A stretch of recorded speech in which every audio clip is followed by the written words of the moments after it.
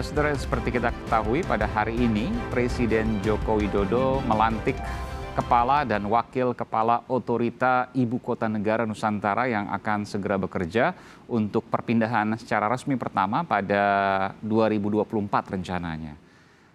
Dan kepala otorita adalah mantan Wakil Menteri Perhubungan di era Presiden SBY, yakni Bambang Susantono. Sementara Wakil Kepala Otorita adalah Doni Rahayu yang merupakan profesional di bidang konstruksi dan juga perkotaan.